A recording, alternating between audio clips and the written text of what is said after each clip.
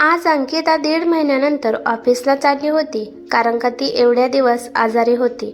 अंकिताच्या लहान जाऊने राधाने तिच्या हाताने अंकितासाठी टिफिन बनवला. राधा किचनमधून बाहेर आली आणि अंकिताला म्हणाली की, ताई, तुमचा टिफिन. आणि हे पाहून अंकिताने राधाला प्रेमाने मिठीत घेतलं आणि आपल्या लहान जावेला मिठीत घेतल्यावर अंकिताच्या डोळ्यातून अश्रू आले आणि तिच्यापुढे तिच्यासोबत घडलेल्या घटना आठवल्या. छोट्याशा गावातून राधा मुंबईसारख्या शहरात सून म्हणून आली. तिला सासरमध्ये राहणं खूप अवघड जात होतं. तिने सासरमध्ये प्रवेश केल्यावर राधा तिच्या मोठ्या जावेचा आशीर्वाद घेण्यासाठी ती तिच्या जावेच्या अंकिताच्या पाया पडू लागली आणि हे पाहून अंकिता पाठीमागे सरली आणि म्हणाली की, ओहो, व्हॉट इज दिस? तू कोणत्या जमान्यात जगत आहेस? अडाणी कुठली? आजकाल कोण पाया पडतं का? आजकाल हायटेकचा जमाना आहे. या काळात हाय, हॅलो, हग केले जातं. मला तर वाटत आहे की माझी लहान जाव तर शिकलेली नाही. गावंढळ अडाणी कुठली? मग हसत राधाचा नवरा जीत म्हणाला की, वहिनी, तुम्ही असं म्हणत आहात तर राधा, तू तुझ्या मोठ्या जावेच्या प्रेमाने मिठीत जा. त्यामुळे राधा अंकिताच्या जवळ जाऊ लागली, परंतु तोंड वाकडं करत अंकिता म्हणाली की, बस बस, तिथूनच नमस्कार कर, मी तुला आशीर्वाद देते. राधाने आदराने तेथूनच हात जोडले आणि आशीर्वाद घेऊन पुढे निघाली. पहिल्याच दिवशी राधाच्या मोठ्या जावेचा रागाचा पारा चढला होता. गावाकडल्या हवेत वातावरणात राहिलेली मुलगी तिच्या घरात तिचे लहान जाऊ बनून आली होती, म्हणून अंकिताला खूप राग येत होता.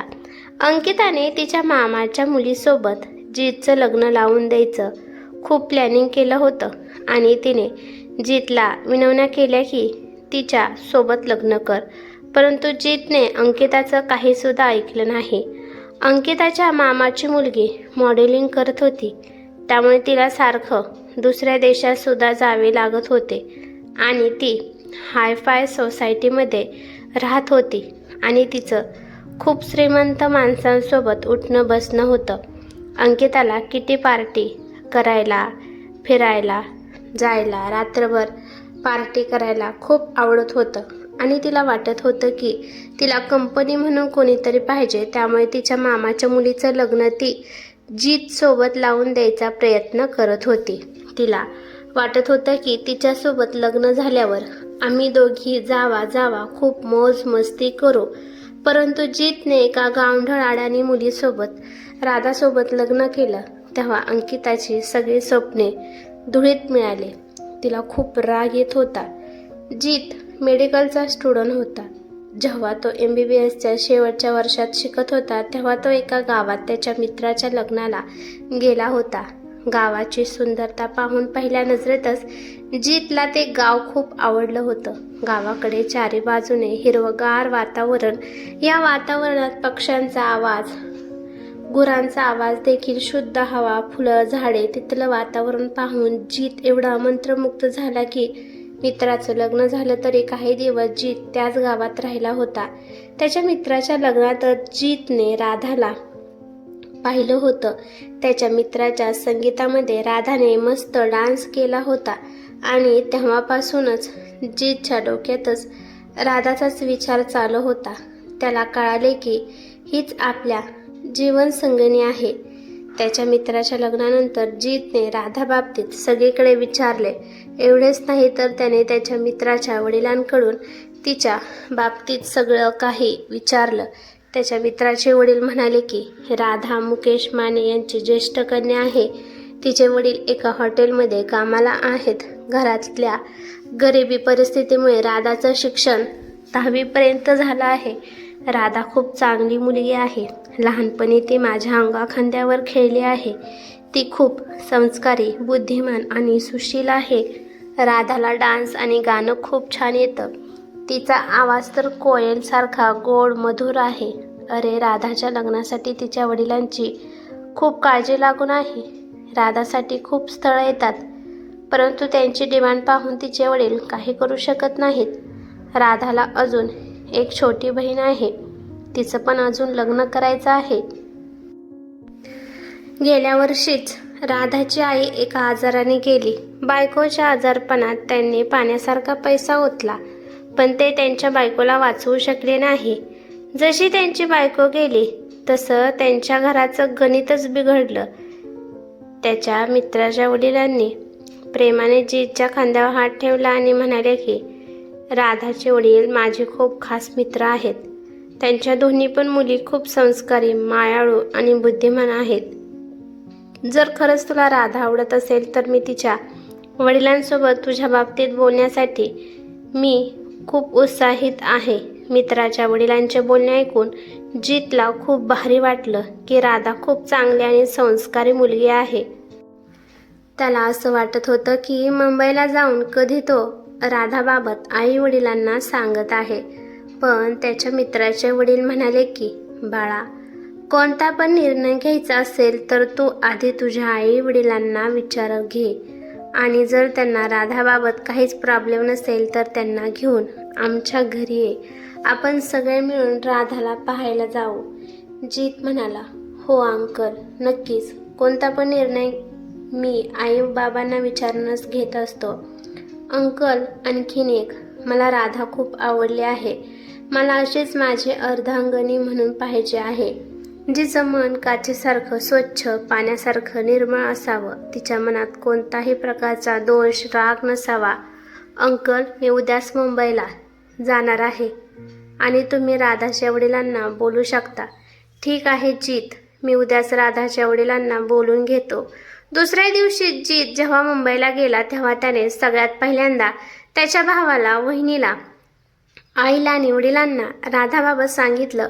हे ऐकून तर वहिनी अंकिताला खूप राग आला. तर अंकिता जीतला म्हणाली की अरे जीत, मी तर तुझ्यासाठी माझ्या मामाच्या मुलीला पाहून ठेवलं आहे. अरे गावातून अडाणी आणि गावंढळ बायको करून घेऊन आल्यावर आपल्या इथल्या सोसायटीत आपलं नाक कापून घ्यायचं आहे का?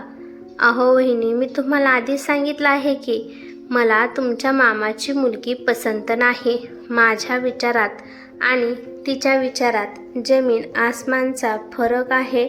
तुम्हाला माहीत आहे, मी साधा भोळा मुलगा आहे आणि ती खूप मॉडर्न मुलगी आहे. जीत बोलतच होता तोपर्यंत अंकिता म्हणाली की काय कमी आहे माझ्या मामाच्या मुलीमध्ये? दिसायला एखाद्या हिरोईनपेक्षा कमी नाही. खूप शिकलेली आहे, श्रीमंत घराणं आहे, हायफाय सोसायटीमध्ये राहते. तुला अशी मुलगी कुठे सापडणार नाही. असं म्हणून रागाने अंकिता तेथून निघून गेली. रूममध्ये गेल्यावर जीतचा मोठा भाऊ कुश अंकिताला म्हणाला की अगं अंकिता, त्याला जी मुलगी पसंत आहे त्या मुलीसोबत त्याला लग्न करू दे. तो विनाकारण त्याच्यावर जबरदस्ती का करत आहे? परंतु अंकिता काही समजून घेण्याच्या मनस्थितीत नव्हती. 2 दिवसानंतर जीत आपल्या वडिलांना घेऊन राधाच्या गावात गेला. राधा सगळ्यांना पसंत पडली. जीतच्या आईने राधाला त्यांच्या खानदानाच्या बांगड्या सुद्धा दिल्या आणि लवकरात लवकर लग्न करण्यात आले. अंकिताचा नकार असून सुद्धा राधा त्या घरात लग्न करून आली. राधाला आपल्या मोठ्या जावेकडून पहिल्या दिवसापासूनच परक्यापणाची जाणीव वाटत होती. अंकिता नेहमी राधाला ताणे मारत असायची, परंतु या ताण्याचा असर राधावर थोडा पण होत नव्हता. राधा शांतपणाने वागत होती. राधाला माहीत होतं की शब्दाने शब्द वाढतो आणि घरात विनाकारण वाद निर्माण होतो. त्यामुळे त्याच्यासाठी एकच उत्तम उपाय म्हणजे शांत राहणे. त्यामुळे राधा शांत राहत होती. राधाला माहीत होतं की दिवस सारखे नसतात. कधी ना कधी अंकिता तिला आपली जाऊ म्हणून स्वीकारेल. अंकिता तिला एवढी वाईट वागणूक देत होती की ती तिच्या हातचा चहा सुद्धा पित नव्हती. अंकिता जॉब करत होती. ती जेव्हा जॉबवर जात होती तेव्हाच राधाला किचनमध्ये जाण्याची परमिशन होती. अंकिताच्या सासू सासऱ्यांना तिच्या स्वभावाबाबतीत माहीत होतं, त्यामुळे ते पण तिच्या जास्त नादी लागत नव्हते. बघता बघता 5 महिने पूर्ण झाले तरी पण अंकिताने राधाला स्वीकारलं नाही. सगळं व्यवस्थित चाललं होतं. सगळीकडे शांतता होती, परंतु शांततानंतर वादळ येतच असतं हे प्रत्येकाला माहीत आहे. काही ना काही अघटित घडतच असतं. एके दिवशी जेव्हा अंकिता कामावरून संध्याकाळी घरी येत होती तेव्हा एका टेम्पोने तिच्या गाडीला जोरदार धक्का दिला. अंकिताने हेल्मेट घातलं होतं, त्यामुळे तिच्या डोक्याला मार लागला नाही, परंतु तिच्या उजव्या हाताला आणि डाव्या पायाला खोल जखम लागली होती.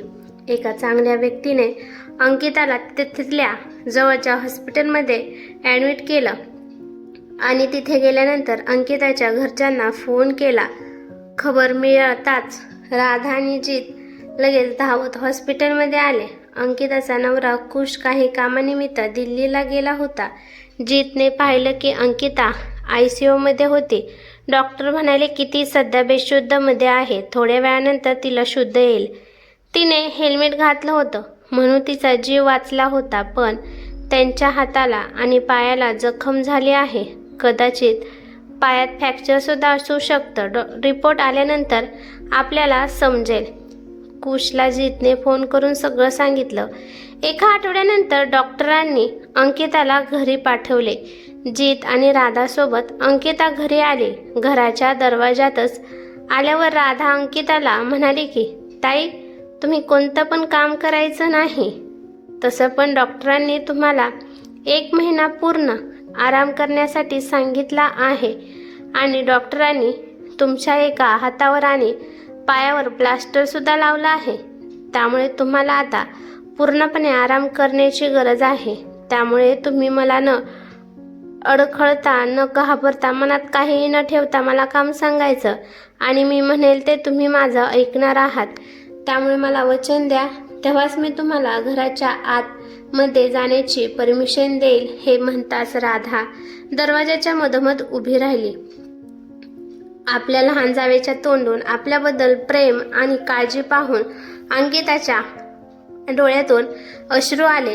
अंकिताने आपल्या लहान जावेचा हात हातात घेतला आणि प्रेमाने म्हणाली की राधा, मला माफ कर, मी तुला खूप वाईट वागणूक दिली. माझ्यामुळे तुला खूप त्रास झाला. माझं बोलणं नेहमी तुला टोचत असेल तरी पण तू मला कधीच माघारी बोलली नाही. नेहमी माझ्याशी हसून खेळून बोलली, परंतु मी नेहमी तुझा द्वेष केला. मी पाहत आहे जेव्हापासून माझा ॲक्सिडेंट झाला आहे तेव्हापासून तू किती मनापासून माझी काळजी घेत आहे. एवढी सेवा तर आपला माणूससुद्धा करू शकत नाही.